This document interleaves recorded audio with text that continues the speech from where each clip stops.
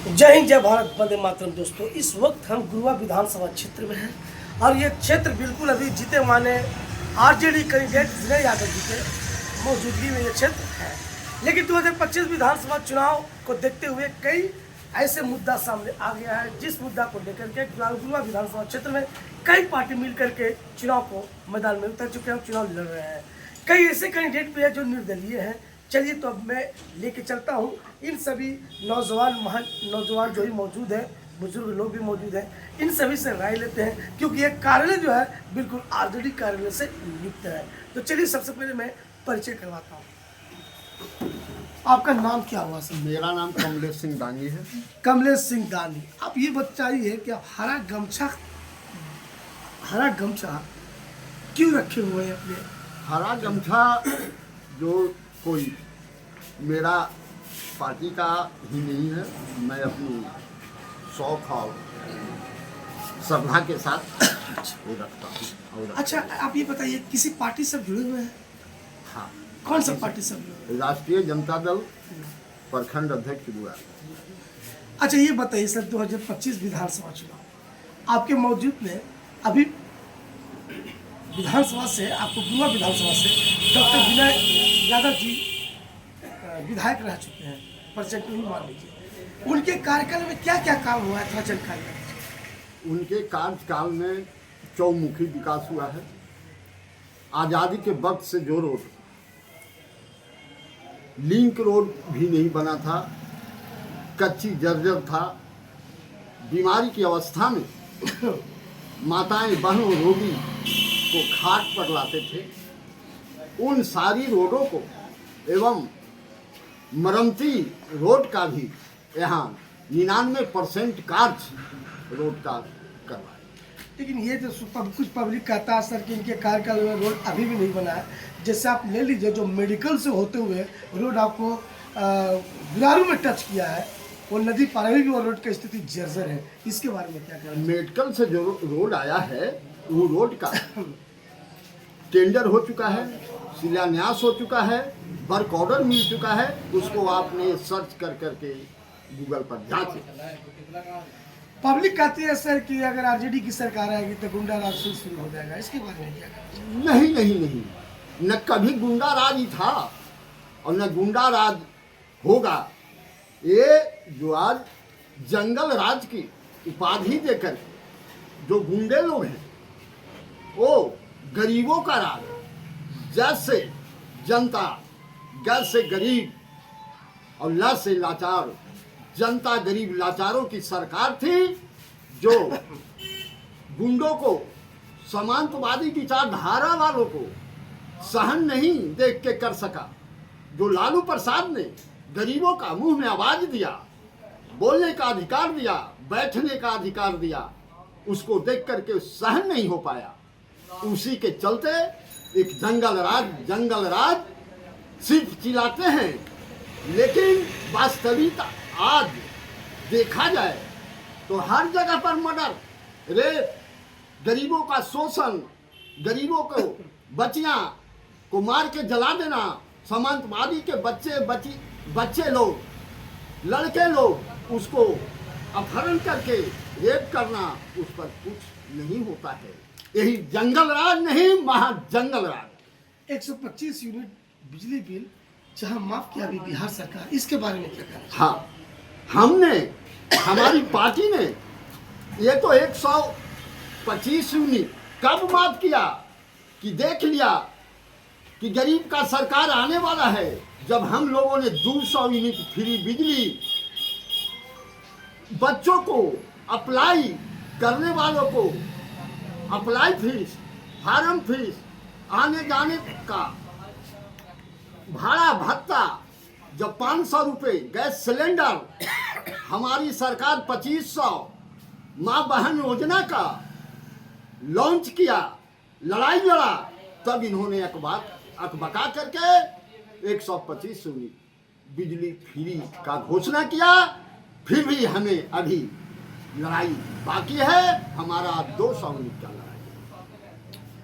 क्या कहना चाहते हैं आपसे? महिलाओं के अकाउंट में जीविका के माध्यम से 10,000 रुपया आ रहा है, इसके बारे में किस नज़र से इस पैसे को देख रहे हैं? वो सब जो 10,000 जो महिलाओं का जो दिया गया है एनडीए सरकार के द्वारा, वो तो सब महिलाओं लोग का सब लुभाने के लिए दिया गया है। 10,000 से सब कुछ महिला लोग नहीं को रोजगार कर सकता है, नहीं उससे सब कुछ हो सकता है। 10,000 में सर कौन महिला सर 1 महीना घर चला लेगी? वो 2 लाख फिर बाद में तो भी देने के लिए कह रहा है। बाद में मिलेगा कि नहीं मिलता, ऐसा सब तो वादा बहुत सारा न हुआ सर बिहार में। नरेंद्र मोदी जाए ये करेंगे वो करेंगे, 100 भाषण दे के गए हैं। वो सर 2 लाख का सर कब आश्वासन होगा? जैसे 10 सर आ गया, महिला लोग को प्राप्त हो गया है, कहीं पुनः फिर उसको रिटर्निंग फंडिंग का भी घोषणा हो जाए। आपका नाम तो झूठा सरकार। आपका नाम क्या हुआ? मेरा नाम दीपू कुमार है। दीपू जी, आप ये बताइए, आप आरजेडी में किसी पद पर हैं? हाँ है। आरजेडी में कितने साल से आप हैं? हम सर 2 साल से। 2 साल से। क्या वजह हुआ कि आप राजनीतिक ज्वाइन किए? राजनीतिक ज्वाइन करने का सर मिशन ये है कि ये सर एनडीए की सरकार में युवाओं लोग को सर डंडा से पिटा जाता है, बेरोजगार हैं सर, तो करे तो क्या करें। हम लोग को सर नया सरकार चाहिए, युवाओं को सरकार चाहिए जो सर युवाओं के बारे में सोचे। हम लोग का मिशन यही है, पूरा युवाओं लोग ठान चुके हैं कि 2025 में युवा सरकार बनाना है। युवाओं लोग को हक अधिकार के बारे में बात हो, मान सम्मान महिलाओं को बात हो। ये सर गुंडाई राज जो बोलते हैं सर सभी लोग कि ये सरकार आ जाएगा राष्ट्रीय जनता दल, तो गुंडाई राज हो जाएगा। अच्छा। आप सर 20 साल से सरकार है, महागठबंधन का नहीं एनडीए का जो है, अभी भाजपा जदयू का जो सरकार चल रहा है। आप 20 साल का अपेक्षा आप लिस्ट निकलवा लीजिए सर, कितना अपहरण, कितने लूट, कितने हत्या हुई, और लालू जी के सरकार में कितने हुई। हमें तो सर लगता है सर कि पहले से ज़्यादा घटनाएं घट रही हैं।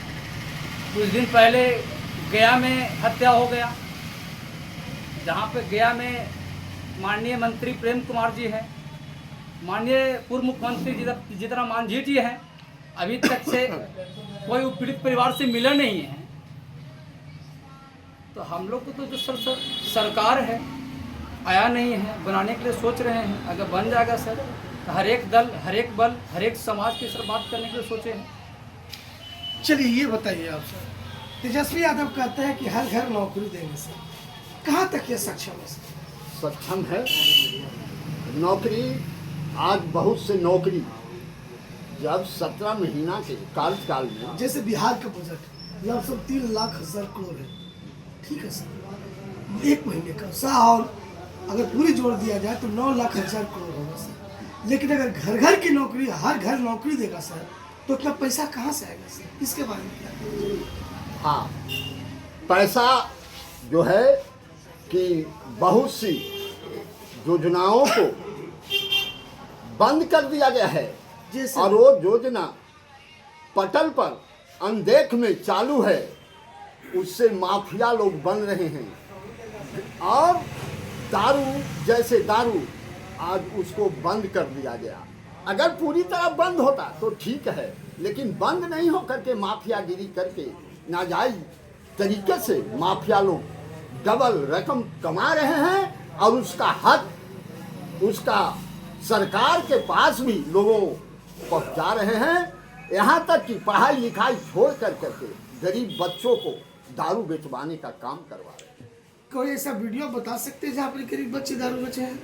जी। कोई ऐसा जगह बता सकते हैं कि पढ़ने वाले लिखने वाले बच्चे जाकर के दारू बेच रहे हैं? हाँ, बहुत से हैं। ये लोग जैसे आज बता रहे हैं कि कितने लोग उठा करके आप देख लीजिए, FIR का जो है उसका नकल निकाल के देख लीजिए कि बिहार में कितने लोग बच्चे हैं, कितने गरीब लोग हैं, और कितने बेचने वाले जेल में। गरीबों का संख्या, बच्चों का संख्या पढ़ाई लिखाई छोड़ करके बर्बाद जिंदगी कर दिया है। जमीन सुधार योजना के बारे में आप क्या कहना चाहते हैं? जमीन सुधार योजना जो है, ये जमीन सुधार योजना नहीं है। जमीन सुधार योजना आज हर घर में, ये जो आपका सर्वे के नाम पर जो शांति था, उसको खानगी बंटवारा है। उसके पास कोई पेपर नहीं है। पेपर का चक्कर ऑफिस का लगाते लगाते ये मोटी रकम पदाधिकारियों का इस सरकार में लूट और कमाई का एक जरिया बनाया गया है, और लोगों को, गरीबों को कटवा देने के लिए आपस में रचना रची गई है सरकार के।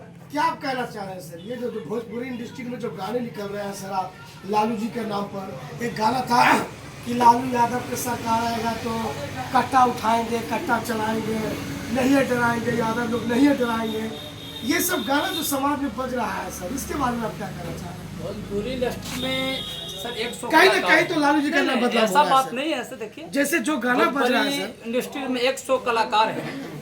अब सर आप जो भी लोग जो गायक सिंगर गाना गा रहे हैं तो थोड़ी सर लालू जी से ऑथराइज है कि आप मेरे बारे में गाना गाइए। ऑथराइज नहीं है, लेकिन लालू जी के नाम पर जो गाना गा रहा है, आरजेडी के नाम पर जो गाना गा रहा है, समाज में वो गाना बज रहा है। अब ये देखिए, कहा गया कि लालू जी के राज आएगा तो कट्टा चलाएंगे, कट्टा लहराते हुए जो वीडियो वायरल हुआ है सर, आप भी सुने हैं, तो इससे क्या है, जाकर के कहीं ना कहीं तो सर लालू जी की छवि को बहुत खराब किया जा रहा है सर, किया जा रहा है कि नहीं सर? यह बात आपका बिल्कुल अच्छा, तो इस पर क्या मतलब ऐसे ऐसे है सिंगरों पर केस होना चाहिए कि नहीं? हाँ, केस होना चाहिए।